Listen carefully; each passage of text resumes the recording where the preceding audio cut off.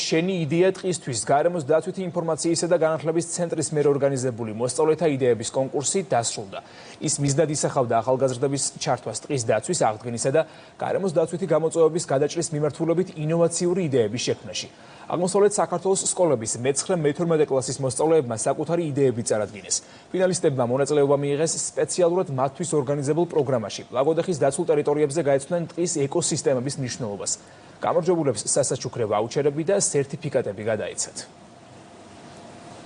ძალიან ინოვაციური იდეები წარმოადგინეს ჩვენმა ახალგაზრდებმა და მე იმედს ვიტოვებ, რომ მსგავსი ხასიათის პროექტები მნიშვნელოვან წვლილს შეიტანს მათი გარემოს დაცვითი ცნობიერების ჩამოყალიბების პროცესში. მჯერა როგორც პედაგოგი, რომ სწორედაც აი ეს არაფორმალური განათლების სივრცე და ცოდნა თეორიული, რომელსაც ჩვენ ვაძლევთ სკოლის კედლებში, აი ეს ორი საგანმანათლებლო სივრცის ერთობლიობა ქმნის ჩვენს ნათელ მომავალს. ამ პროექტიდან რომ დავუბრუნდები, აუცილებლად გავაცნობ ჩემს ბავშვებს, ჩემი სკოლის ბავშვებს, ამ ინფორმაციას, რაც აქ ვისწავლე, ასევე გავაცნობ პროექტის შესახებ ინფორმაციას, რათა მომავალში მიიღონ მონაწილეობა ამ უნიკალურ პროექტში.